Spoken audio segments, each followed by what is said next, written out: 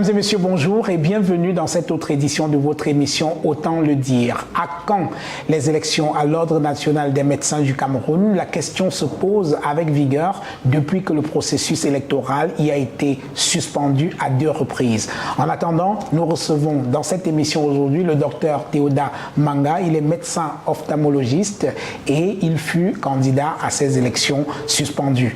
Merci de regarder Autant le dire. Merci de rester fidèle à Naya TV.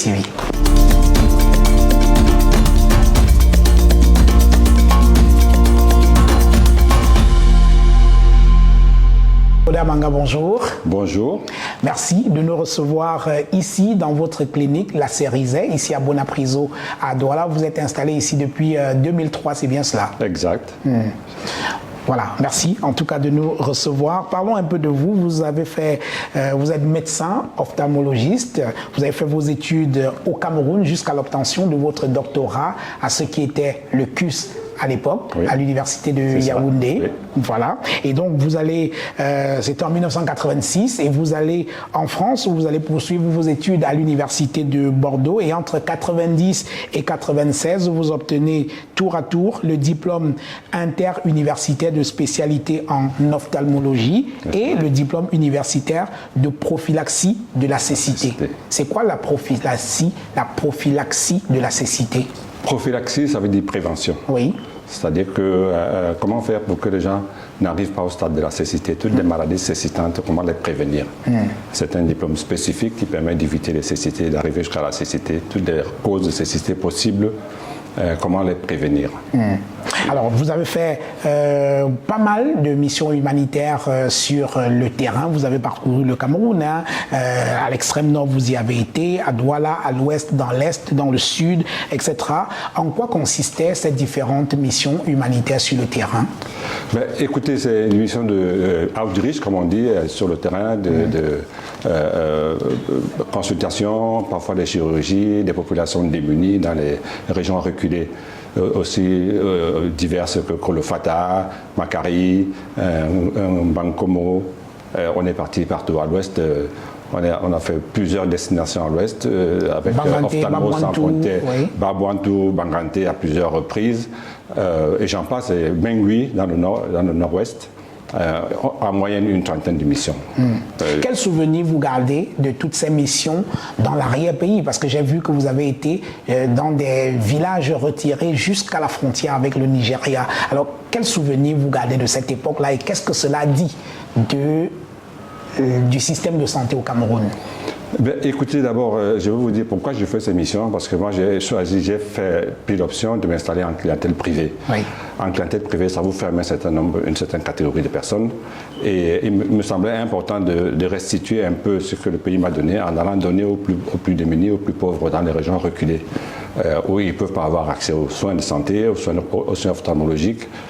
C'est un peu le but de ces missions-là. Donc, on apportait les soins ophtalmologiques avec parfois des lunettes et parfois des collyres. Et c'était souvent sponsorisé par les ONG, les Ophtalmos sans frontières, et parfois des élites du coin qui organisaient des missions ou Lance Club. Chaque fois que je pouvais donner un peu de temps pour aller dans ces zones reculées, c'était un plaisir pour moi, qui me donnait un peu le sentiment que je ne suis pas seulement fermé dans le fait de gagner ma vie, mais que je pouvais donner aussi aux plus démunis de temps en temps. Alors, et les populations que vous rencontriez, j'imagine que c'est des gens qui n'avaient jamais rencontré un médecin, surtout spécialiste des problèmes de vue. Hein. Très souvent, très souvent. Oui. Quand vous allez dans des endroits comme Kolofata, quand vous allez dans des endroits comme... même parfois, il faut même pas aller loin. Hein. Si vous êtes à Hala, déjà en zone suburbaine à Yaoundé, c'est déjà des gens qui sont dans les villages. Parfois, ils viennent par ville. Hein, et même quand ils viennent en ville, c'est pas pour faire de l'ophtalmo, c'est quand ils sont déjà dans les stades avancés de maladies générales. Donc, réellement, il y avait une demande, il y avait un besoin. Et je vous assure que le besoin en soins ophtalmologiques, il est loin d'être satisfait dans le pays. Alors, vous avez poursuivi votre carrière, je le disais en introduisant cette émission, en 2003, vous fondez le centre médical, la clinique La Cerisay en 2003, oui. Mais avant ça, vous avez eu un parcours dans des hôpitaux. Exactement, je voulais revenir là-dessus parce que vous l'avez omis tout à l'heure. Quand je sors de CUS, je suis affecté à Mayo-Oulo, dans le Mayo-Loti, où j'exerce comme médecin généraliste, médecin-chef. Donc je connais bien la fonction publique. Oui. J'ai été un médecin fonctionnaire jusqu'à mon départ pour ma spécialisation qui datait de 1989 en France. Et donc au retour de la France, j'ai estimé que le traitement qu'on donnait à un médecin spécialiste dans la fonction publique ne me permettait pas de vivre. Alors au lieu de prendre l'option de consulter à l'hôpital en privé, d'être dispersé, j'ai accepté, j'ai choisi de m'installer clairement en clientèle privée pour pouvoir m'en sortir un peu mieux. Oui, on reviendra sur le processus de votre installation en clientèle privée. Cela pourrait inspirer les plus jeunes qui aujourd'hui entrent dans la profession. Continuons à parler de vous. Vous avez un CV long comme un bras. Alors, vous êtes le président de la Société camerounaise d'ophtalmologie. Oui. On en parlera également. Vous êtes également membre de la Société française d'ophtalmologie et vous avez été le secrétaire général adjoint de l'Ordre des médecins du Cameroun vous y avez passé 12 ans à ce poste-là. Oui, tout à fait. J'ai été, mon mentor, le docteur Mouna, m'a pris sous son aile. Et je l'ai accompagné pendant toute sa mandature à la tête de l'Ordre national des médecins du Cameroun et a succédé au professeur Issoma jusqu'à son départ en 2010. Donc j'ai été son secrétaire général adjoint au niveau de l'Ordre des médecins. J'ai été celui avec qui on a pu créer le journal de l'Ordre national des médecins du Cameroun. Qui depuis a disparu. Qui depuis a disparu. Oui. J'ai eu l'occasion de voir quelques exemplaires. Nos téléspectateurs vont voir s'afficher quelques exemplaires de votre journal. Malheureusement. C'est bien fait. Hein? Malheureusement, merci. Et après, on a fait aussi le premier annuaire des médecins du Cameroun, qui n'a pas fait long feu non plus. Il n'y a pas eu de deuxième numéro. Et puis, voilà, j'ai travaillé dans l'ordre, je connais la maison, disons comme ça, là, de l'intérieur. Alors, et aujourd'hui, vous aspirez à devenir le président de l'Ordre des médecins du Cameroun. Qu'est-ce qui vous a motivé? Vous étiez candidat à l'élection, aux deux élections qui n'ont pas pu aller jusqu'à leur terme. Qu'est-ce qui vous motive à vouloir devenir président de Voilà, je voudrais d'abord vous dire que ce n'est pas la première fois que je me porte candidat à la présidence de l'Ordre des médecins. Au moment où le docteur Mouna s'en va, je me porte candidat contre le docteur Sanjon. Les médecins choisissent le docteur Sanjon et je respecte la décision, je me mets en retrait. Mais je continue à suivre à distance sans intervenir dans les affaires jusqu'à ce que le docteur Sanjon décide de ne plus se représenter. Et je me dis, bon, peut-être que maintenant, j'ai vu à distance, je connais des problèmes, je les connais de l'intérieur, je les connais de l'extérieur. Et il est peut-être temps que j'apporte ma petite pierre de citoyen, de patriote à l'avancée de la médecine qui est dans un piteux état, il faut le reconnaître. Oui. Alors, l'élection a été suspendue à deux reprises. D'abord le 29 décembre 2022 et ensuite le 18 janvier 2023. Alors, est-ce qu'aujourd'hui, l'hypothèque sur cette élection à l'Ordre national des médecins vous semble avoir été levée? Oui. Allons-nous vers des élections? Voilà, l'élection a été suspendue pour divers dysfonctionnements. Donc, principalement un tableau, un fichier électoral qui a été mal élaboré, mal ficelé. Oui. Il fallait toiletter le fichier électoral. Il fallait toiletter le fichier électoral. Donc, la première suspension de l'élection a eu lieu le 29 décembre. Oui. Et ensuite, elle a été reconvoquée pour le 18, mais sans qu'il y ait eu des changements au niveau du fichier électoral. La présidence de la République s'est saisie du dossier, l'a confié au Premier ministère. Et depuis, nous avons eu de nombreuses réunions, tous les candidats à la présidence et le ministre de la Santé, de la tutelle, avec le secrétaire général du Premier ministère. Le service du Premier ministre. Voilà, qui a manœuvré de manière excellente pour que tout le monde s'entende et le fichier électoral est déjà prêt. Il a été toiletté, tout le monde est d'accord sur ce fichier électoral-là, il y a un véritable consensus. Il est prêt le fichier. Maintenant, nous attendons qu'une nouvelle date soit fixée pour que nous repartions aux zones. Alors, c'est quand même terrible parce que jusqu'à présent, l'Ordre national des médecins du Cameroun brillait par une certaine stabilité, on va dire. On a eu le professeur René Somba qui est resté président de l'Ordre de 68 à 98 jusqu'à sa mort en 1998. Ensuite, il y a eu le docteur Daniel Mouna, votre mentor, vous l'avez dit, qui lui aussi est resté de 1998 jusqu'à sa mort en 2010, si je ne m'abuse. 2012. Et ensuite, il y a eu le docteur Guy Sandjon, qui est devenu le président de l'ordre. Il est resté 12 ans. Et, patatras, on ne peut même plus tenir des élections. Qu'est-ce qui s'est passé? Ben, écoutez, j'ai suivi ça de loin. Oui. Il s'est passé que le fonctionnement du Conseil a été bloqué, je dirais clairement les choses, par certains membres qui étaient pressés d'en découdre avec le docteur Sandjon, qui voulait prendre sa place au plus vite et qui n'ont pas été patients d'attendre que le processus aille normalement à son terme. Et donc, qui ont porté le dossier au niveau de la tutelle, en disant à la tutelle que c'est bloqué, on ne peut plus rien faire, notre mandat est arrivé à son terme. Et donc, c'est ainsi que l'ordre a été dessaisi. Jusqu'à présent, quand l'ordre organisait ses élections, il y avait certes quelques remous, mais ça c'était correct. Tout le monde participait et puis on acceptait les résultats de gaieté de cœur. Oui. Mais là, donc, ensuite, quand la tutelle s'est saisie du dossier, ça prend une autre tournure. Oui. C'est ça qui nous amène à ce blocage. Oui. Alors, la campagne électorale n'a pas encore commencé, mais puisque nous avons la chance de vous avoir et que votre profession de foi a circulé dans les réseaux sociaux, j'ai pu attraper une copie de votre profession de foi. Je ne m'empêcherai pas de vous poser quelques questions à ce sujet, pardonnez-moi.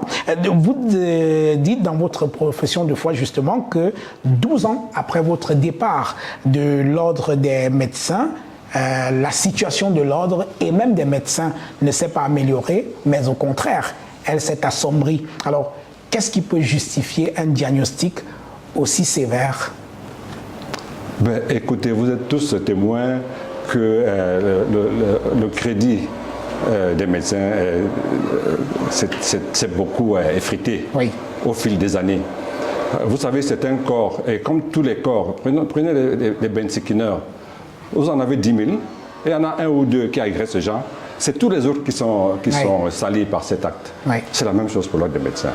Vous avez une minorité qui fait des erreurs. N'importe quoi, oui. Voilà, et tout le monde est responsable. En fait, le but d'un ordre comme l'ordre des médecins, c'est de préserver ce capital de confiance. Parce que, comment dire ça, le fond de commerce de tout médecin, c'est la confiance que le public a en lui.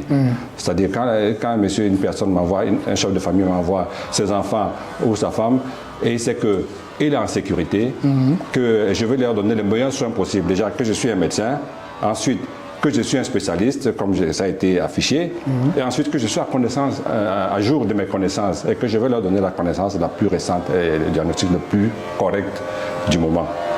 Donc le but de l'ordre, en fait, c'est de préserver ce capital-là, de faire que ceux qui ont des malfaçons, qui font des erreurs, qui sont victimes, coupables de négligence, avec ou sans préjudice corporel, que cela soit puni, pour dire à la population que, écoutez, on contrôle les choses, les mauvaises graines, on les sort du système. C'est ça, l'ordre est là pour préserver la déontologie et l'éthique. Oui, alors justement, vous dites que votre boussole, après avoir mis de l'ordre au sein de l'ordre, votre première boussole, ça va être l'éthique et la déontologie. Ça veut dire que c'est grave, docteur? C'est les fondamentaux de l'ordre des médecins. Oui. Le but d'un ordre des médecins, c'est de préserver l'éthique et la déontologie. L'éthique qui renvoie à la morale, au fait que vous recevez quelqu'un, un patient, vous lui parlez avec politesse, vous lui expliquez son diagnostic. Et la déontologie, ça renvoie au professionnalisme. Oui. Ça veut dire que vous connaissez ce que vous faites des formations médicales continues, vous êtes à jour des connaissances. Donc c'est ça le but initial d'un ordre de médecins. Maintenant, je pense qu'on est un pays en développement et qu'on ne doit pas copier-coller tout ce qui se passe en Occident. Oui. Parce qu'on ne peut pas transposer le modèle occidental chez nous, alors que ça ne cadre pas avec les mêmes réalités. Exact. Parce que je ne sais pas comment vous allez parler d'éthique et de déontologie quand il y a des médecins qui sont au chômage, qui ne peuvent pas gagner leur vie, et que même ceux qui travaillent sont dans une précarité qui ne dit pas de non. Donc, d'une certaine façon, sans être un syndicat, l'ordre est quand même tenu pour qu'on puisse contrôler un peu les choses, d'agresser ces problèmes de non-emploi et puis de formation médicale continue. Oui. Alors, vous évoquez également la question du chômage des médecins qui commence à être grave quand même, non? Mais c'est un véritable scandale. Oui. C'est-à-dire que c'est incroyable de dire chômage à côté de médecins dans un pays où il y a un manque criard de médecins. Oui, c'est assez paradoxal. Voilà, exactement. Il se trouve que l'État n'a plus véritablement les moyens. Moi, quand je suis sorti médecin, tout le monde, je suis sorti en décembre, en février, j'étais déjà affecté. Oui. Tous ceux qui sortaient du CUS, ils étaient d'emblée enregistrés à la fonction publique et puis ils étaient affectés tout de suite. Vous voyez, ça ne fait même pas 2 mois, mais j'ai été affecté. Absolument.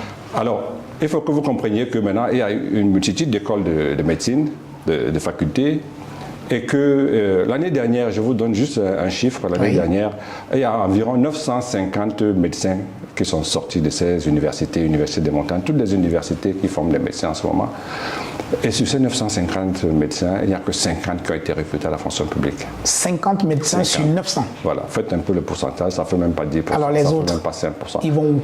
Et les autres, ils vont où? C'est la grande question. Qu'est-ce qu'ils deviennent? Qu'est-ce qu'ils deviennent? Ils errent. Mais en même temps, docteur Théoda Manga, oui. Un État comme le nôtre, qui n'a pas suffisamment de moyens, il faut le reconnaître, n'a pas vocation à aspirer tout ce qui est formé comme médecin, enseignant, journaliste, ainsi de suite, ainsi de suite. Je suis tout à fait d'accord avec vous. Ce n'est pas un reproche que je fais à l'État. Parce que l'État. Encore qu'on a le droit de le faire. Hein. Oui, tout à fait. mais ce que je veux dire, c'est que jusqu'à présent, nous avons été configurés dans le schéma d'être recrutés par la fonction publique. Et puis le fonctionnariat. Voilà, le fonctionnariat. Il faut que ce logiciel-là, cette mindset-là change. Et que les médecins commencent à comprendre qu'ils ont des opportunités. Oui, on change ça comment alors? Voilà. On change ça en créant un cadre. En créant un cadre, tu vois, déjà, il faut que psychologiquement, qu'ils comprennent que soit ils partent du Cameroun, ce qui est une perte pour le Cameroun, une perte pour eux, parce que ce n'est pas leur désir initial, soit ils trouvent une solution locale. Et cette solution locale, ça va aller de plus en plus vers l'auto-entrepreneuriat, de créer son cabinet médical. Il manque au Cameroun une médecine de ville, disons, une médecine de proximité. Oui. Et ce vide-là, il est comblé par les officines qui vendent des médicaments de la rue. Les docteurs du quartier. Exactement. Oui. Or, si ce vide est comblé par les médecins, la qualité, ça va augmenter automatiquement. Et les médecins ne seront plus au chômage, ils pourront gérer leur petit cabinet médical. Les populations auront un médecin de proximité qui sera à côté pour gérer leurs problèmes, même quand ils n'ont pas de l'argent pour payer la consultation, ils pourront la payer plus tard et les médecins pourront éventuellement... J'ai fait tout un plan là-dessus. Oui. Si mes collègues m'accordent leur suffrage, je vous assure que ce n'est pas une utopie. Oui. Les banques sont prêtes à financer. Alors, c'est très important ce que vous dites parce qu'il y a une foultitude de jeunes médecins qui sortent des écoles, qui fleurissent comme des champignons un peu partout au Cameroun aujourd'hui et qui forment en médecine ou alors dans les soins infirmiers ou alors dans les professions du laboratoire médicaux et tout ça, qui se demandent qu'est-ce qu'ils vont devenir. Si chaque année, sur 900 types qui sortent des écoles, l'État n'en prend que 50, les autres, il va falloir qu'ils fassent quelque chose. Et vous dites qu'il est possible de trouver des financements dans les banques camerounaises pour avoir sa clinique à soi, docteur? Absolument. Je suis président de la Société camerounaise d'ophtalmologie. Sérieux? Vous l'avez rappelé. Oui. Et ça fait 1 an et demi que je suis président. Ça va faire 2 ans en février. Entre-temps, j'ai contacté les banques pour leur dire, écoutez, moi, c'est les banques qui m'ont financé en partie. C'est-à-dire qu'au moment où j'ai voulu développer le cabinet à un autre niveau, j'ai fait recours à un prêt bancaire. Donc je suis retourné voir mon banquier et je lui ai dit mais écoutez... Vous aviez déjà quand même une longue expérience de médecin, d'abord de fonctionnaire et ensuite en clientèle privée dans d'autres cabinets. Voilà. Donc vous aviez un peu d'épargne quand même, docteur. Hein? Et quelques terrains comme garantie. J'avais déjà le cabinet qui tournait déjà. Et puis ils m'ont donné du matériel en nantissement. Oui. Il y a toujours des formules. Oui. Ce que la banque veut, c'est une garantie. Une garantie. Cette garantie-là, qu'est-ce qu'un jeune qui vient de sortir de l'école peut avoir comme garantie? Alors, ce que les banques m'ont expliqué, c'est qu'on est tout à fait... Je parle de l'exemple de la Société camerounaise d'ophtalmologie. Tout à fait. Où je leur ai dit, écoutez, on veut de l'argent pour que les jeunes s'installent. Parce que le problème que vous avez pour les médecins généralistes, vous l'avez également pour les ophtalmos. Ils ont dit, pas de problème, docteur. Nous, ce qu'on veut, c'est des garanties. Si la SCO se porte garante, on vous donne de l'argent. Alors, on s'est réunis, on a fait une commission financement auto-entrepreneuriat ophtalmologie. On a monté un plan et les banques l'ont reçu. Ce plan-là consiste en quoi? C'est-à-dire qu'on a fait une sorte de devis pour dire que si un jeune médecin qui veut s'installer, il lui faut combien? 30 millions, disons, à peu près. pour acheter une lampe à fente et tout ça.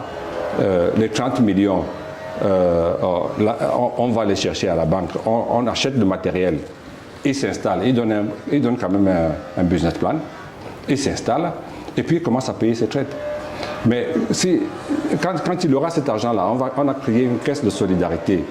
D'ailleurs, c'est la BICEC aussi que j'ai vu. J'ai vu, pour ne pas les nommer, la Banque Atlantique et la BICEC, qui m'ont dit c'est un dispositif qu'on a mis en place pour les gens qui achètent des camions 12 €. Et on appelle ça le cautionnement mutuel. Ça veut dire que vous vous cautionnez mutuellement. S'il y a une défaillance de l'un des membres, l'association paye la mensualité ou les deux mensualités. Avant de se retourner sur le membre. Voilà, et la banque n'est même pas au courant, avant de se retrouver sur le membre. Si le membre est défaillant de manière durable, on le remplace, puisque le matériel ne lui appartient qu'au moment où il a fini de payer.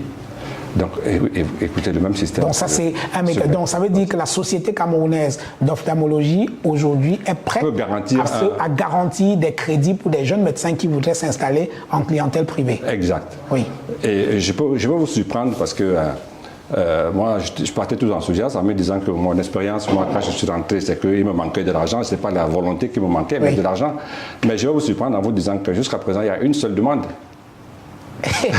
Alors, c'est-à-dire que les gens sont informés que vous, à la Société camerounaise d'ophtalmologie, vous pouvez garantir leur prêt bancaire, mais les gens ne se bousculent pas encore. Personne ne vient demander. Il y a une seule personne qui a demandé depuis le mois de février où ça a été présenté pendant le congrès. C'est pour ça que je disais que le premier obstacle, c'est qu'ils se disent que je peux créer mon cabinet. Et je ne suis pas obligé d'être salarié ici, aller prendre une garde là-bas, je peux créer.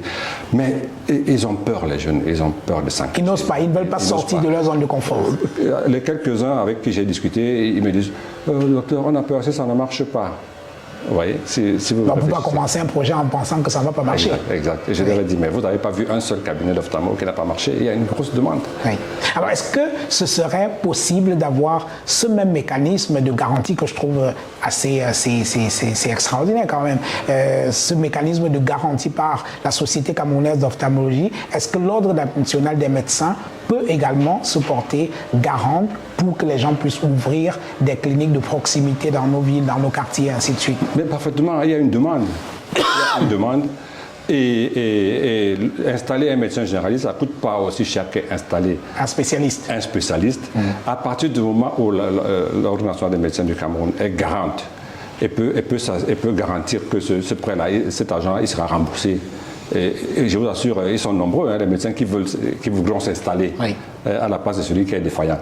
Donc, je pense que ça peut marcher, le système. Donc, c'est tout à fait crédible, c'est tout à fait faisable comme système d'installation. Et imaginez seulement que, à Mipanda, pour ne pas citer un quartier, vous installez 10 cabinets de médecins généralistes. Vous pouvez même imaginer une sorte de modèle dans un conteneur frigorifique climatisé, avec une infirmière, avec un écho. Je ne vois pas comment ça ne peut pas marcher. Oui. Alors, j'imagine aussi qu'au-delà de la garantie en ce qui concerne le prêt bancaire, l'ordre est également garante de la qualité du service qui va être délivré dans ces hôpitaux de ville. Voilà. Il ne s'agit pas de prendre des médecins généralistes, de les mettre dans un cabinet. Il y a quand même une formation à la médecine familiale, comment faire pour prévenir des maladies dans des familles.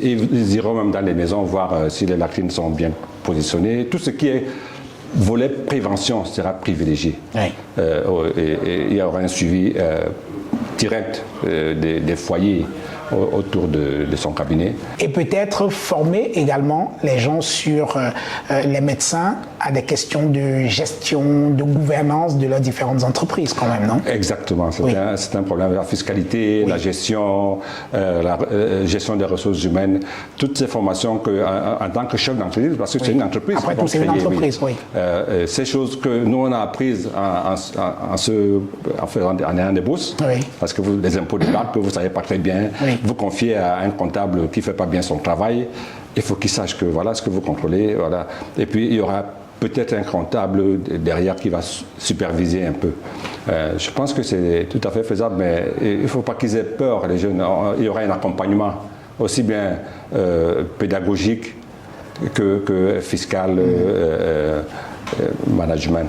Et peut-être un tel mécanisme qui c'est de financement des projets, appelons ça des projets médicaux, hein, appelons ça comme ça, des jeunes, voilà, dans l'entrepreneuriat médical, des jeunes pourraient décourager cet exode massif des médecins camerounais.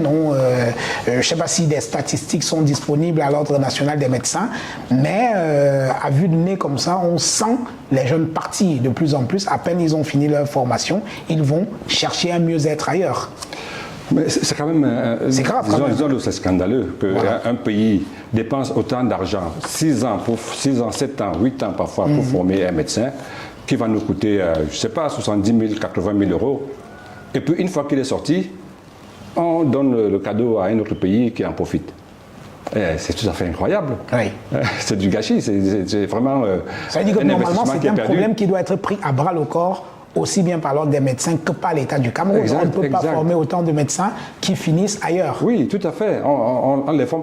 Il y a quelques années, je me rappelle, le président Mugabe avait interpellé la Grande-Bretagne en disant que, bon, écoutez, c'est bien beau que vous veniez nous prendre tous nos médecins, mais remboursez-nous ce qu'on a dépensé pour les former. Oui. Comme ça, on va en former d'autres. Vous voyez, c'est de l'argent qui fuit. L'État dépense de l'argent pour former des gens qui partent servir ailleurs toute leur vie. Et on n'en profite pas. Oui. Et alors qu'on a de grosses demandes, des gros besoins ici et là. Et il faut juste mettre en place un cadre pour que ces gens-là puissent rester sur place et travailler. La plupart d'entre eux ne veulent pas aller à l'aventure. Mais ils n'ont pas le choix. Entre aller dans un pays européen ou non américain où on a un bon salaire, on travaille dans de bonnes conditions, et rester au Cameroun où on a parfois 50 000 francs de salaire, le choix est tout trouvé. Hein. Écoutez, moi je vous donne mon exemple. Oui.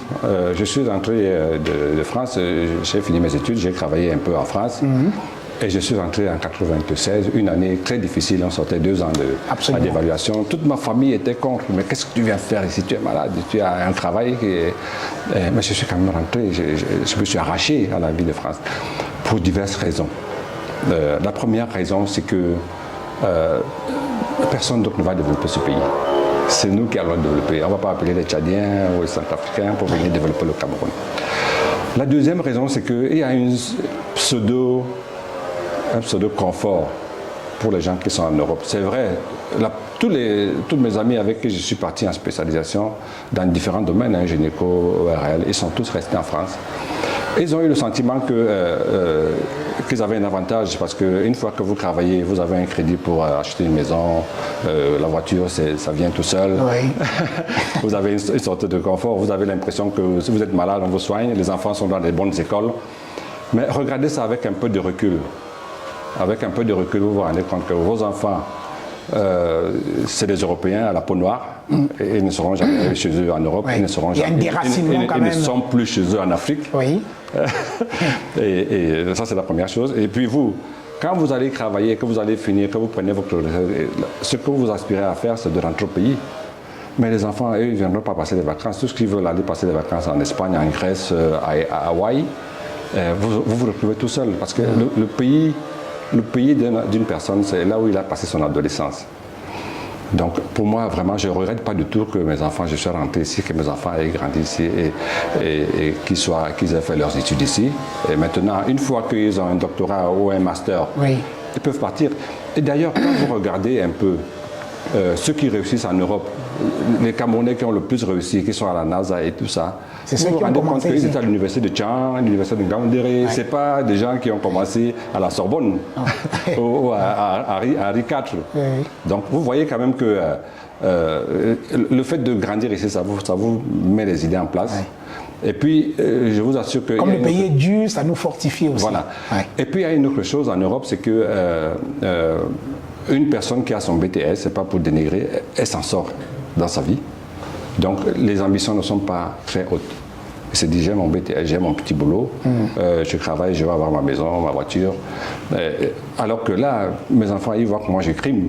Et ils voient que je suis docteur, mais je crime à ce point, ils disent, mais attendez, si je veux... il faut aller encore plus loin. Voilà, si je veux pas aller habiter à PK23, il faut que je fasse encore plus. Oui. Donc, alors, dites-moi, oui, allez-y. Donc, ça les forme. Ça les forme. Et donc, franchement, maintenant, je vais vous dire, quand mes amis reviennent en vacances, ils m'envient. Ils disent, ah, mais docteur, tu es un chauffeur. Et vous savez que ici, là, quand vous avez votre voiture, vous l'avez payée 100%. Oui, oui. Elle vous appartient. Quand vous avez votre maison, vous n'avez pas un crédit que vous payez pendant 20 ans. Tout est cash. Voilà, tout est caché. Ça vous appartient. Une fois que vous avez fini de construire, votre maison vous appartient. Donc, voilà un peu. Oui. Alors, dites-moi, docteur Théodore Manga, franchement, sur la foi du médecin assermenté que vous êtes, quand vous regardez la formation, la qualité de la formation des jeunes médecins au Cameroun, est-ce qu'elle est bonne? Vous en rencontrez chaque jour, j'imagine. Est-ce qu'elle est bonne, franchement? Vous savez, cette histoire de penser que c'était mieux avant, oui. Ce n'est pas bien parce que ce que les jeunes ont maintenant comme outil, nous, quand on faisait l'anatomie, on devait lire le Rouvière, regarder les images, essayer de se faire. Maintenant, ils ont les images 3D. Sur YouTube, n'importe qui peut aller voir l'anatomie du foie, l'anatomie du système digestif. Ils comprennent beaucoup plus vite. Oui. Donc, il y a des outils qui sont beaucoup plus performants. Et même, ça les a rendus un peu paresseux parce que même quand ils veulent passer un médicament, ils tapent sur le téléphone. Mais en même temps, c'est une sécurité parce qu'ils ont en même temps les effets secondaires, les risques, les matières. Donc, je ne pense pas que... On va toujours dire que ce n'est pas mieux, que c'était mieux avant. Non, je ne pense pas. Je ne pense pas. Il y a toujours des moins bons, des plus bons que les autres. Mais dans tous les pays, les erreurs médicales aux États-Unis, c'est courant. Oui. Je vous assure. Dans tous les pays du monde, les erreurs médicales, il y en a. Hein?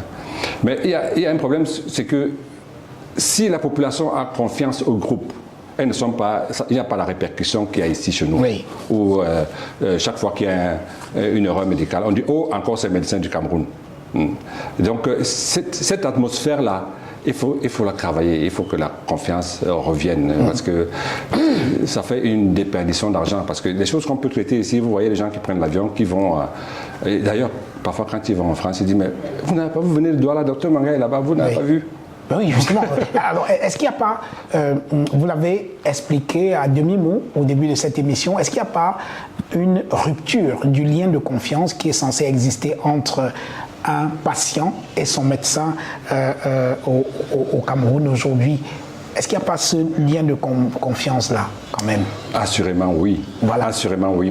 Mais quand vous entendez tout ce que vous entendez, quand vous entendez l'autorité principale qui dit que quand est-ce que vous allez arrêter de tuer les Camerounais? Oui. Quand vous entendez un professeur de médecine qui s'occupe des étudiants, qui dit que le niveau est bas, quand vous entendez ceci, cela, et pourtant... Mais ici ne manque pas. Pardon? Ici ne manque pas.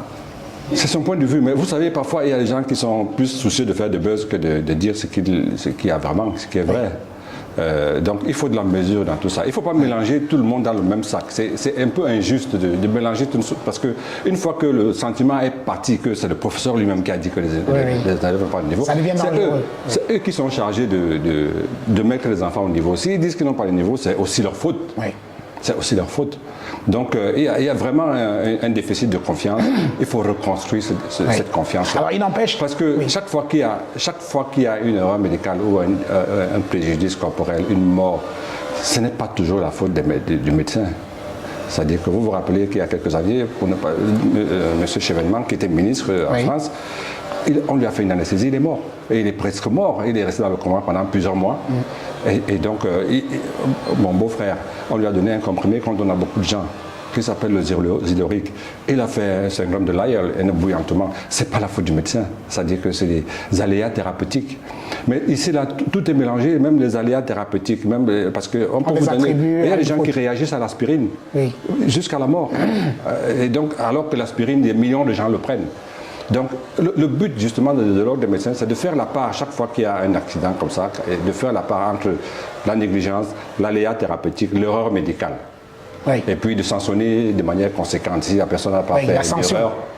La sanction. Oui, la sanction, il y a plusieurs sanctions. Le blâme, la suspension, la radiation. La radiation. Voilà, c'est pas la même sanction, c'est en fonction de la faute. Il y a un conseil de discipline qui s'assied et qui décide que voilà. Alors vous qui avez été au sein de l'ordre, est-ce que ce sont des mesures auxquelles vous avez souvent eu Très souvent. Ce n'est pas médiatisé, mais on a suspendu beaucoup de médecins. Il y avait toujours des conseils de discipline. Mais en fait, ce qui se passe, c'est que le public n'est pas informé. Oui. Chaque fois qu'il y a un problème, ils vont à la gendarmerie ou au tribunal au lieu de venir à l'ordre des médecins. Oui. Et donc, ils ne peuvent pas savoir ce qui se passe, ils ne peuvent pas savoir quel est le... Ils ont peur peut-être du corporatisme, non? Non. Le corporatisme ne nous sert pas. Oui. Le corporatisme, c'est justement pour nous, dans le sens que vous entendez corporatisme, oui. Mais moi, dans le sens où j'entends, c'est protéger la profession, protéger oui. Ceux qui veulent bien travailler et mettre à l'écart ceux qui travaillent mal. Oui. Le corporatisme, c'est pour préserver cette confiance-là, qui est notre fonds de commerce, encore une fois, je le dis. Alors, il n'empêche quand même que les Camerounais semblent avoir développé une forme de phobie pour les hôpitaux publics, surtout à titre personnel.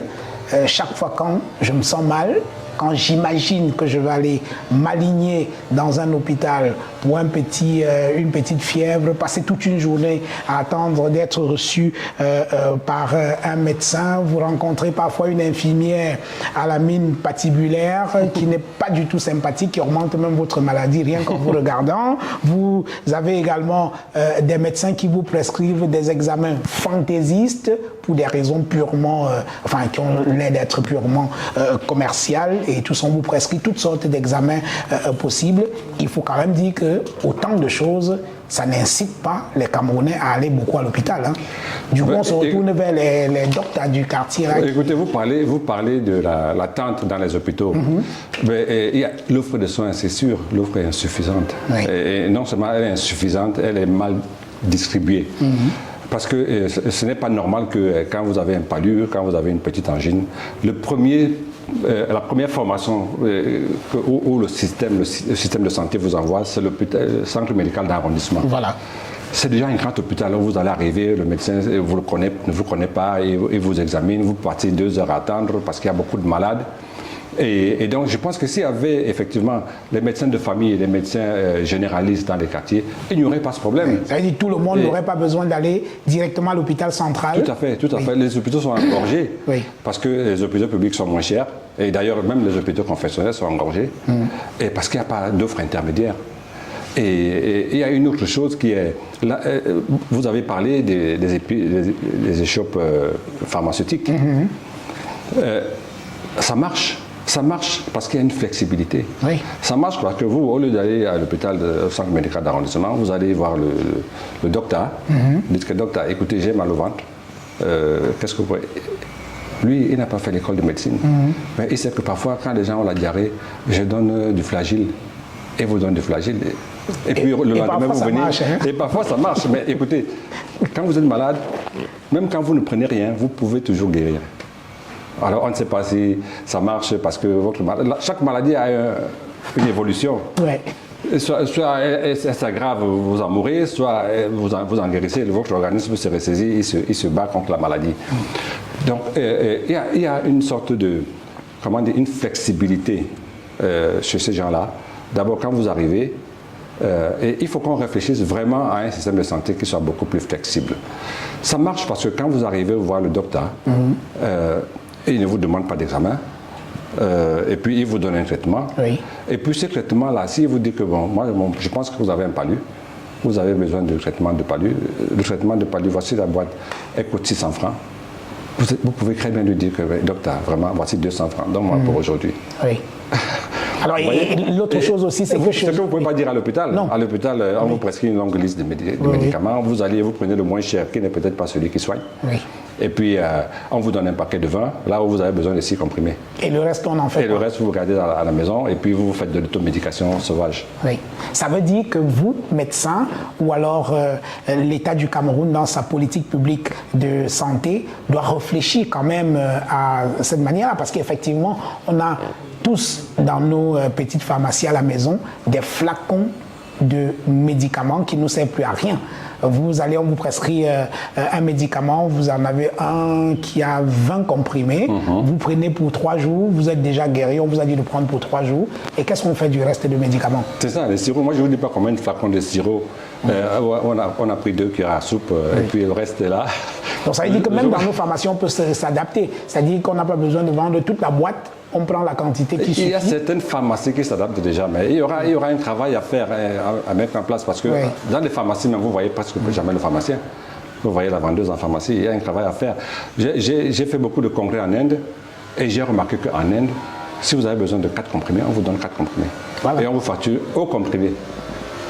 C'est-à-dire que si le comprimé est à 15 francs, vous aurez 4 comprimés fois 15, vous n'aurez pas la boîte de 20 comprimés. Voilà, qui ne vous sert à rien. Qui ne vous sert à rien. Donc il faudra qu'on s'ajuste là-dessus.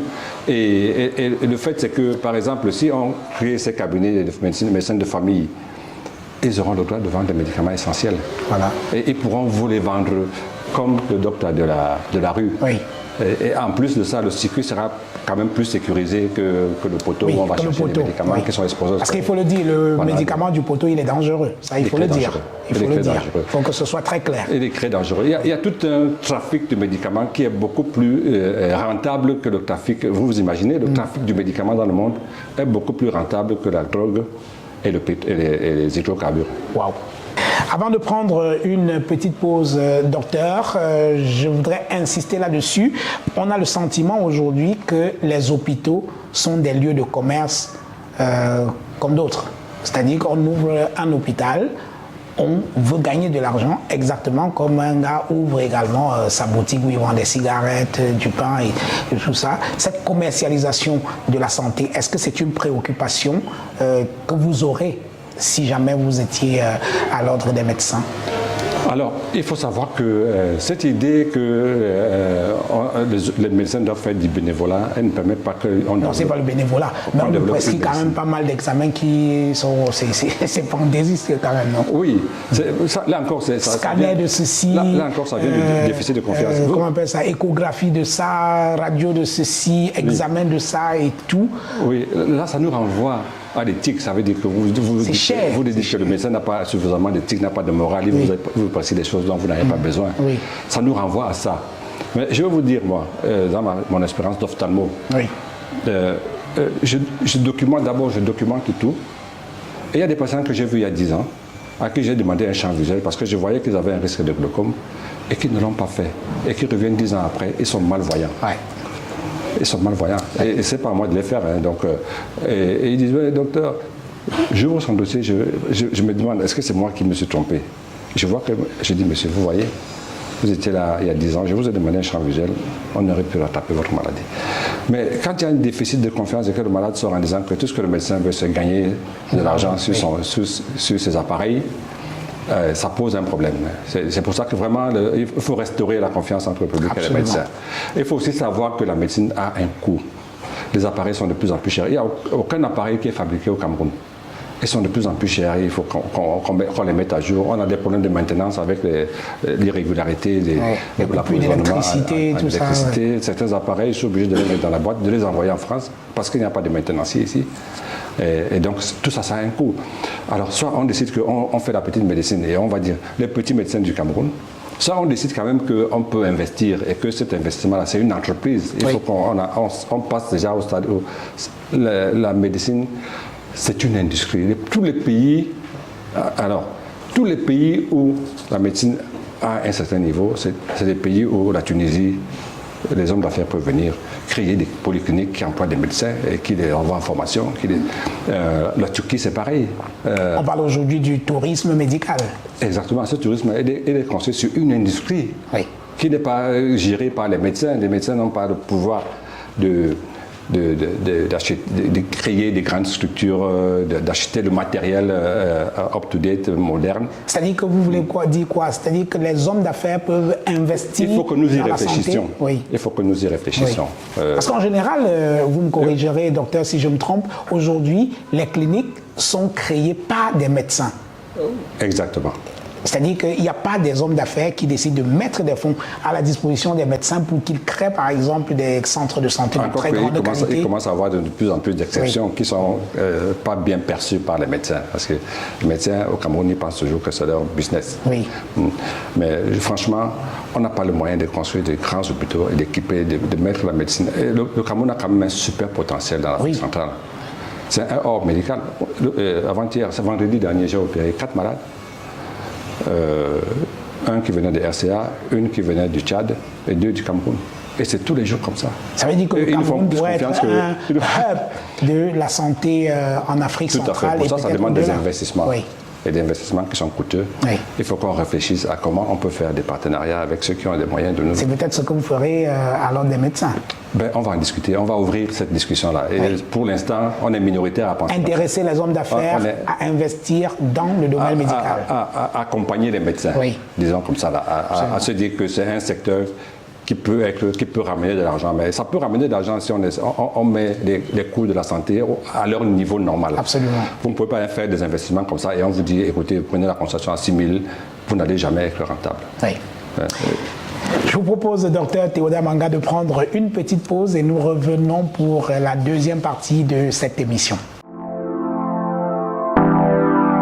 Nous avons pensé. Pour mieux répondre à vos attentes, nous avons rehaussé le standing.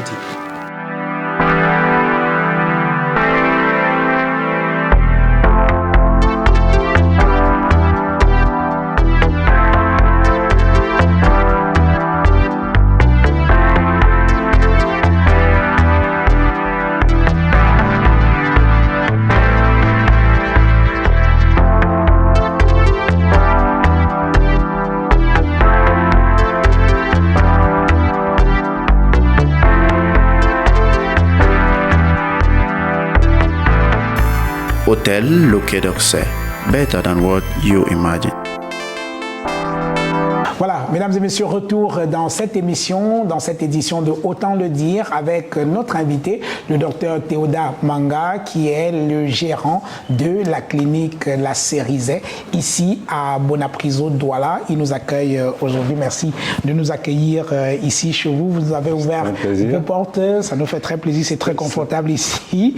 Alors, continuons à parler, à diagnostiquer un peu le système de santé au Cameroun. Il y a la question cruciale du plateau technique de nos hôpitaux.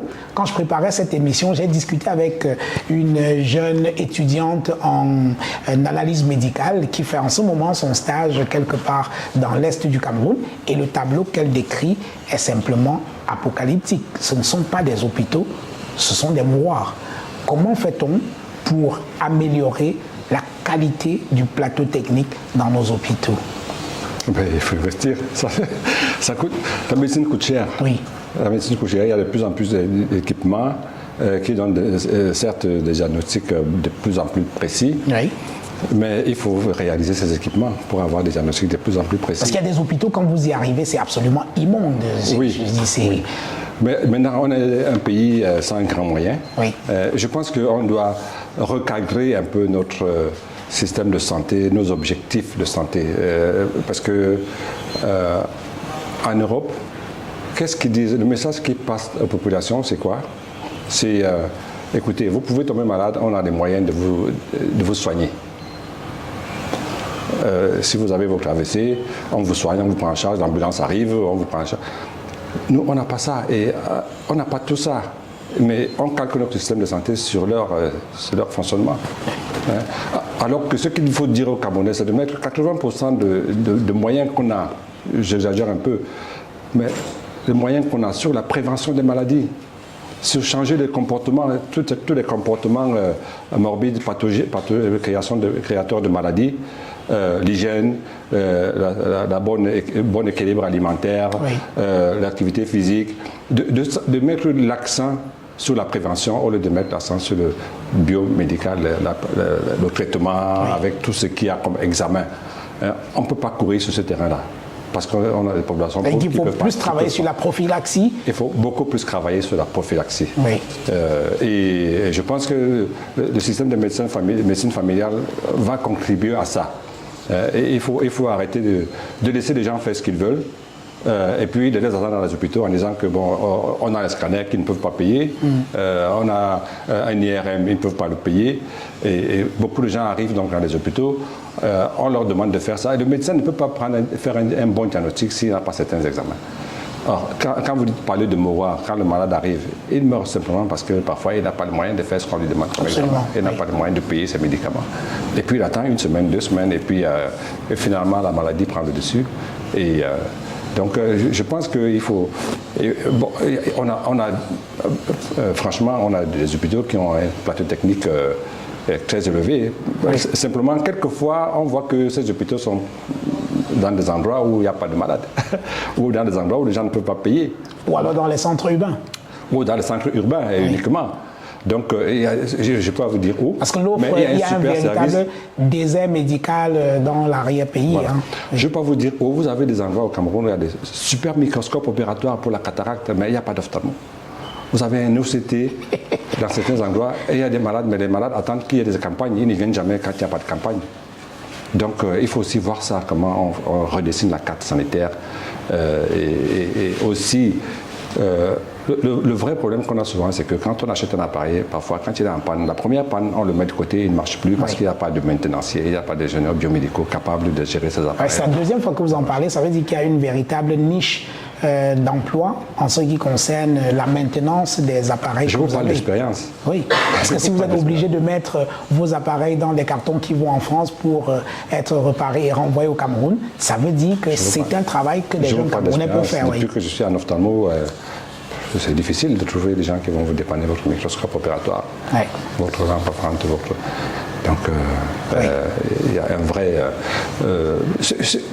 bon, ceux qui ont appris un peu après, ils vont ailleurs. Ils vont ailleurs. Oui, ceux qui savent, ils partent. Parce qu'ils se disent que quand ils viennent parfois, le médecin dit il faut changer telle pièce, je n'ai pas l'argent. Bon, voilà. Donc, alors, être président de l'Ordre des médecins du Cameroun, c'est une position de pouvoir. On peut aisément comprendre toute la bataille qu'il y a dans le corps médical pour essayer d'occuper cette fonction-là. Alors, pour les Camerounais qui ne comprennent pas très bien l'importance ou alors le rôle de l'Ordre national des médecins, est-ce que vous voulez bien nous le rappeler, docteur Théoda Manga? L'ordre des médecins, c'est à quoi? Le but de l'ordre des médecins dans les textes du code de déontologie, c'est assurer le maintien de l'éthique et de la déontologie. On en a parlé un peu, on l'a évoqué un peu récemment. Ça signifie quoi? Ça signifie que l'ordre des médecins est là pour s'assurer que, premièrement, le docteur Manga qu'on est en train d'inscrire dans notre tableau de l'ordre, il est bien médecin. Même s'il est parti faire ses études à Kuala Lumpur, on regarde des programmes, même s'il est parti faire en Italie. D'ailleurs, à l'époque, on a eu beaucoup de problèmes pour faire les correspondances des diplômes, parce que les diplômes arrivaient, des diplômes d'Italie, de Biélorussie, on ne savait même pas lire ce que c'était. et donc, l'ordre doit s'assurer, quitte à écrire à l'université en disant que est-ce que vous reconnaissez tel candidat, pourquoi on n'est pas dans notre corporation des gens qui n'ont pas, qui n'ont pas été formés, titre pour ça, qui n'ont pas été formés. La deuxième chose, c'est que l'ordre des médecins doit s'assurer que cette personne qui est formée ait la moralité acceptable qui permet qu'on lui fasse confiance. La troisième chose, la médecine change tellement vite qu'on ne peut pas se permettre de rester 5-6 ans sans faire de formation continue. Or, le Cameroun, c'est l'un des rares pays où la formation continue est une obligation morale. Elle n'est pas une obligation déontologique, elle n'est pas une obligation légale. C'est-à-dire qu'ailleurs, on exige qu'au bout d'un certain temps, les médecins doivent se recycler, c'est ça? C'est une obligation légale même. Ah oui. Il y a même des pays où, après 10 ans, on vous enlève votre titre, vous devez recomposer. Au Canada, par exemple. Ah, c'est sérieux, ça? Oui. Mais dans la plupart des pays, en Inde, en France, partout, moi, ophtalmo, je dois participer à des congrès. Chaque fois que je participe à un congrès, on me donne un certificat de participation. Cet certificat me donne un certain nombre de points. Après un certain nombre d'années, il faut que mes points permettent qu'on me renouvelle mon accréditation. Voilà. On est en train de mettre ça en place au niveau de la Société camerounaise d'ophtalmologie, où on va donner des accréditations. Ça n'a aucun caractère contraignant. Contraignant, oui. Mais une fois que vous avez mis ça en place, on peut savoir que bon, celui-là, il est quand même à jour. Je vous assure que la médecine que j'ai apprise, moi, il y a 86, 20, je ne sais pas combien, 30 ans, ce n'est plus la même chose. 70% de ce que j'ai appris, c'est parti. 70%. Ça évolue. Ça évolue. Les médicaments ont changé. Tout ce que je sais maintenant, c'est dans les congrès, j'ai appris. Et parfois, si vous ne faites pas ces congrès-là, vous vous retrouvez dans la situation où les malades étant de plus en plus informés et qui vous disent « Mais docteur, vous savez qu'il y a un nouveau médicament sur ça, vous avez une tête bizarre si vous ne connaissez pas. » Vous avez l'air bien malin. Hein? Oui. Donc, il faut que la formation médicale continue. soit une obligation, au moins déontologique. Oui. C'est-à-dire une exigence de l'ordre. Voilà. Oui.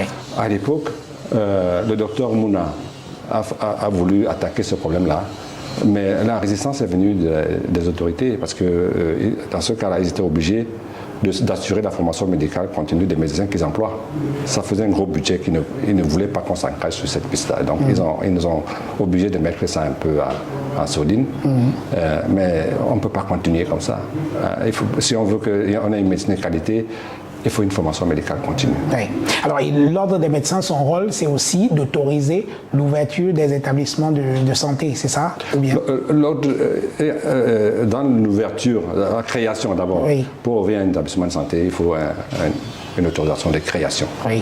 Création, ça veut dire que vous pouvez déjà commencer à faire votre business plan et tout ça. Ouverture, ça veut dire que le délégué départemental ou régional vient dans votre cabinet et il voit, bon, il veut ouvrir un cabinet de travaux, où sont les hospitalisations, où est-ce qu'on lave les mains, où est-ce que... Voilà. Et l'ordre donne un document, un avis sur ces ouvertures-là. Mais ce n'est pas eux qui délivrent les autorisations d'ouverture. Alors, est-ce que l'avis, c'est un avis qui est important, qui peut être rédhibitoire, ou alors c'est un avis consultatif simplement? Non, c'est un avis important. Important. Qui est déterminant dans la délivrance de ce document. Alors, avec autant de pouvoir, quels sont les rapports entre l'ordre et la tutelle? L'ordre travaille pour la tutelle, l'ordre travaille pour le bien public, oui. En fait. L'ordre travaille pour sécuriser les soins, pour même humaniser les soins. L'ordre travaille pour gérer la corporation dans le bon sens. Ce n'est pas un syndicat. Non. Et on n'est pas là pour revendiquer des choses, mais on peut quand même se dire qu'il y a des préalables pour qu'on puisse fonctionner en tant qu'organisme qui s'occupe de la déontologie et de l'éthique. Comme je vous ai dit tout à l'heure, vous ne pouvez rien demander à un jeune qui n'a rien à manger et qui va consulter dans un centre de soins tenu par une auxiliaire de santé. Donc on doit veiller aussi à ça, on doit veiller que la profession s'est énormément précarisée au fil des années. Vous vous rappelez sans doute les médecins, quand moi j'étais plus jeune, c'était des icônes oui. Dans la société. Oui. Maintenant, les gens se permettent de porter la main sur le médecin parce qu'ils ne sont pas d'accord avec son diagnostic ou bien qu'ils ont perdu un patient sans savoir même s'il a engagé sa responsabilité. Donc c'est une profession qui a été beaucoup dénigrée ces dernières années. Alors, entre autres expériences, j'imagine, au moment venu, vous allez mettre cette expérience-là en avant pour faire votre campagne. Je l'imagine, vous êtes le président donc de la Société camerounaise d'ophtalmologie, on en a parlé. Qu'est-ce qu'on peut mettre à votre actif à la tête de la Société camerounaise d'ophtalmologie? Alors, je suis président de la Société camerounaise d'ophtalmologie depuis 2022. 2022, oui. Oui, c'était un mandat de 3 ans. Et depuis que j'ai pris la tête de la société, il y a un véritable dynamisme qui a été mis en place. On a créé des démembrements régionaux de la Société camerounaise d'ophtalmo où les gens organisent régulièrement des webinaires, des EPU, des enseignements post-universitaires. Oui. Il y en a déjà un à l'ouest, au sud-ouest, littoral, ça marchait déjà très bien, centre et nord. Maintenant, il n'y a pas suffisamment de médecins dans certaines régions comme l'Est, mais eux aussi sont en train de mettre en place, ou le Nord-Ouest, en train de mettre en place leur démembrement. C'est la première chose. La deuxième chose, je suis en train de mettre en place un système pour harmoniser les pratiques. C'est-à-dire harmoniser les pratiques, ça veut dire que moi je suis formé en France, et il y en a qui sont formés au Mali, et il y en a qui sont formés en Italie. Chacun amène des protocoles du pays où il est formé, qui sont des protocoles qui sont conçus pour ce pays-là. Or, au Cameroun, on a nos réalités, on a nos spécificités.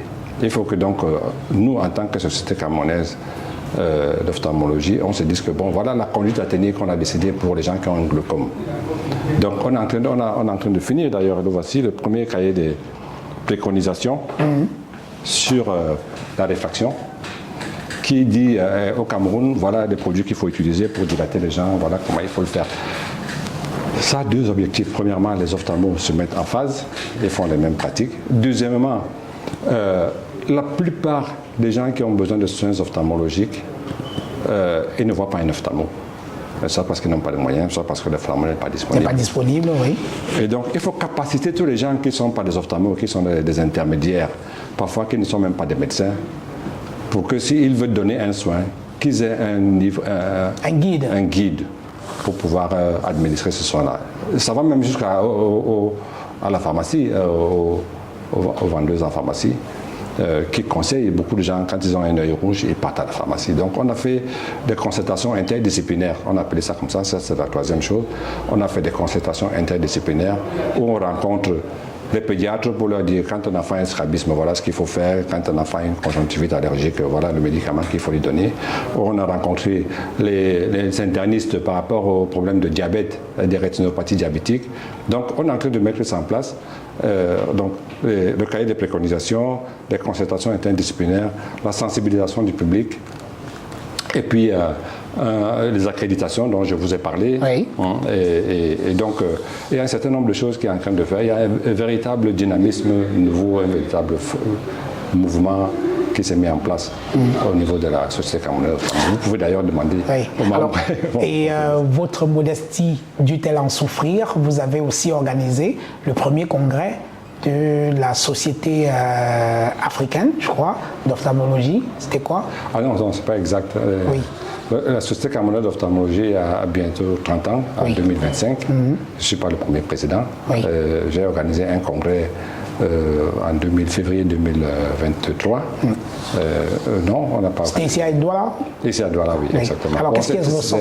C'était un congrès que les gens ont beaucoup apprécié parce qu'on a eu des innovations. Par exemple, on a mis en place des ateliers pratiques qui sont de petits ateliers où les ophtalmos viennent, ils apprennent une technique particulière dans un domaine précis. Il y a eu 4 ateliers comme ça. Ils apprennent ils mettent à jour leurs connaissances sur l'interprétation de champs visuels, par exemple. Donc, qui ont été très, très appréciés. Il y a eu beaucoup de communication. C'est le congrès qui a été le plus couru depuis que je la connais, moi. Donc, il est resté dans les mémoires. Oui. Alors, j'imagine que ce n'est pas une colle. Est-ce qu'on a une idée du nombre d'ophtalmologues qu'on a dans ce pays? Nous sommes environ, en tout cas, la Société camerounaise d'ophtalmologie a à peu près 350 membres. 350 membres. Il n'y a pas que des ophtalmos, il y a environ 200 ophtalmos et il y a environ 150 membres associés. Les membres associés, depuis quelques années, on a mis en place, on a pris certains infirmiers diplômés d'État, on les a formés aux soins ophtalmologiques. Ils s'appellent les ISO, infirmiers spécialisés en ophtalmologie. Et on a formé aussi des ophthalmic nurses. Tous ces auxiliaires-là, on les a réunis au sein déjà pour partager des connaissances et pour les orienter, pour leur donner des pratiques, des guides de pratiques saines. Et donc, on a environ 200, mais inégalement répartis, certes, inégalement répartis dans le pays. Oui. Alors, c'est quoi la norme par habitant? J'imagine que 350, allons-y sur le chiffre de 350 en y mettant les auxiliaires d'ophtalmologie que vous avez indiqué là.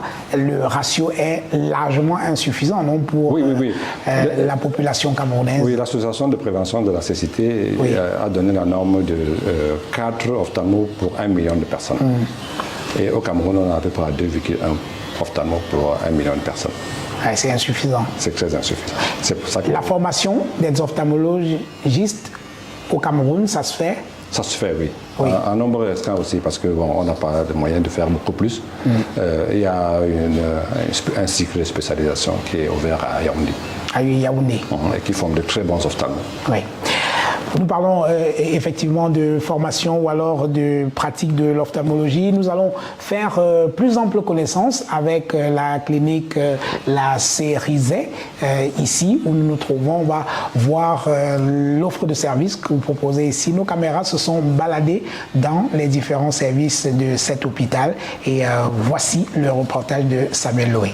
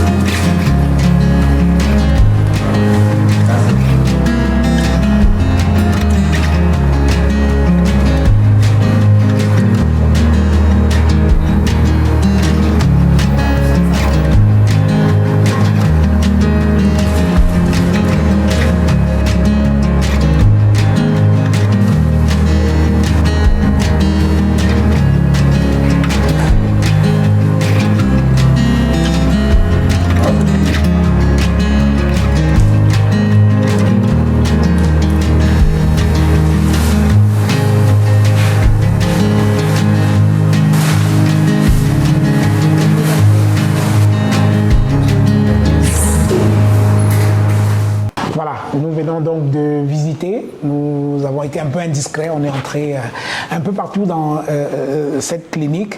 Alors, en ce qui concerne les soins ophtalmologiques, quelles sont les différentes spécialités que vous avez ici? Bon, d'abord, commençons par le début. Vous êtes médecin, chirurgien. J'ai cru voir que vous êtes spécialisé dans la cataracte, c'est ça? La cataracte, le glaucome. Le glaucome, voilà. Alors, quelles sont les autres spécialités que vous avez ici? Il y a la contactologie, les lentilles de contact, et puis il y a l'ophtalmologie pédiatrique. Mais il faut savoir que l'ophtalmologie s'achemine de plus en plus vers les sous-spécialités. Ça veut dire que quand vous allez dans les congrès maintenant, vous dites ophtalmo généraliste, ça commence à disparaître.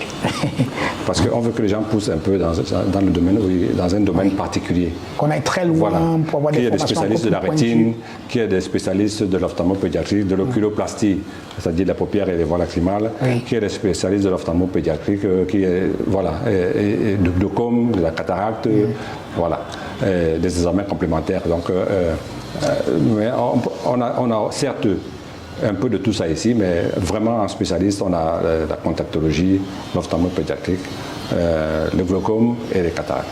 En dehors de vous-même, est-ce qu'on a d'autres médecins spécialistes ici?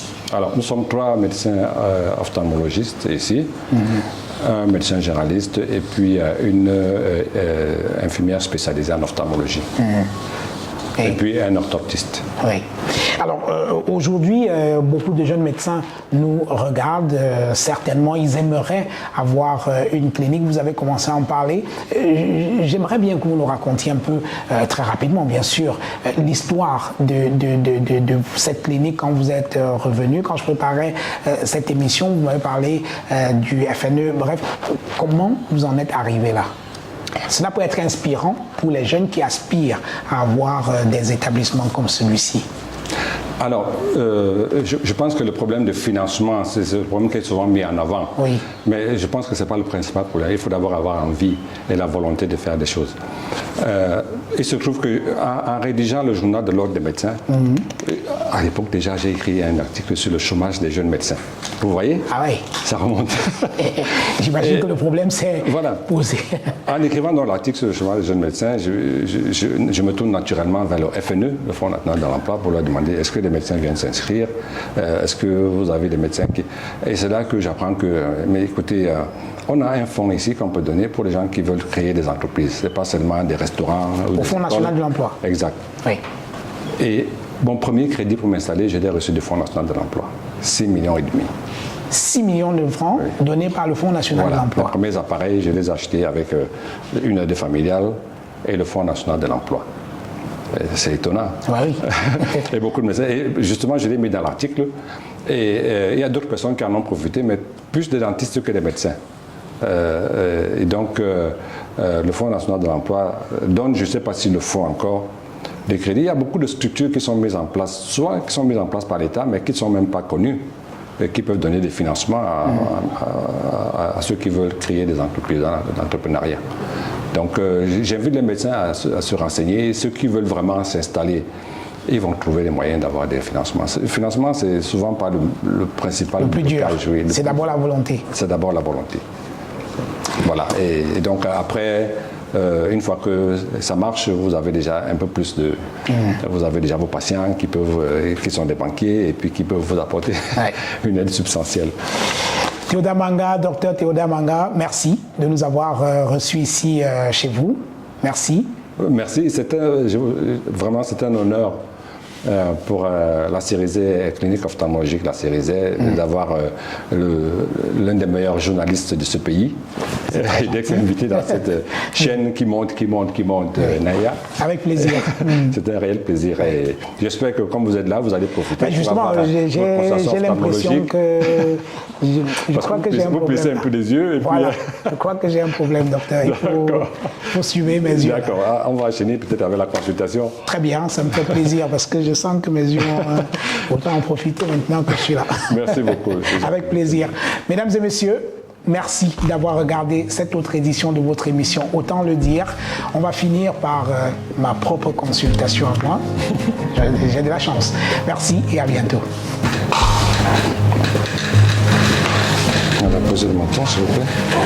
C'est une consultation avec le public. Ne pas habituer. Voilà. Ouvrez grandement les yeux. Voilà, c'est très bien. Ouvrez, écarquillez un peu plus. Voilà, c'est parfait.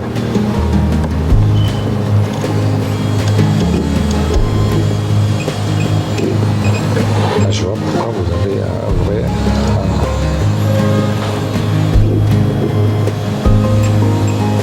Voilà, ne bougez pas, ça va souffler un peu dans votre œil. Voilà, ne bougez pas. Voilà, ça va souffler, c'est pour prendre la pression oculaire. Voilà, reculez, je vous en prie. Alors, maintenant, on va récupérer ça. Je vois pourquoi vous pouvez tenir encore sans lunettes, parce que vous avez une petite myopie qui compense un peu la presbytie que vous avez, qui est normale à cet âge.